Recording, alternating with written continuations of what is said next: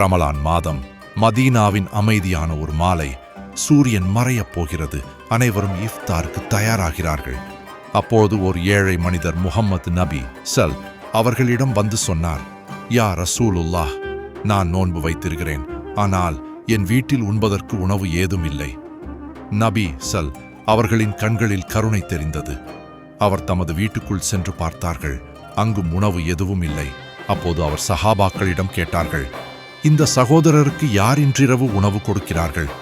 ஒரு அன்சாரி எழுந்து, நான் தருகிறேன் யா ரசூலுல்லாஹ் என்றார். அவர் அந்த ஏழையை வீட்டிற்கு அழைத்துச் சென்றார்.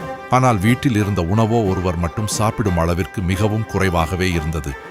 அவர் தனது மனைவியிடம் சொன்னார், குழந்தைகளை தூங்கவிடு, விருந்தாளிக்கே உணவு பரிமாறு. அவர்கள் விளக்கை மங்கச் செய்தார்கள். விருந்தாளர் சாப்பிடுகிறார் என்று நினைத்து மகிழ்ந்தார். ஆனால் அவர்கள் இருவரும் சாப்பிடாமல் இருந்தார்கள். மறுநாள் காலை நபி ஸல் அவர்கள் அவர்களை பார்த்து சிரித்துக் கொண்டே சொன்னார்கள், நேற்று இரவு நீங்கள் செய்த செயலில் அல்லாஹ் மிகவும் மகிழ்ந்தான். இந்த சம்பவம் சஹீஹ் புகாரி மற்றும் சஹீஹ் முஸ்லிமில் பதிவு செய்யப்பட்டுள்ளது.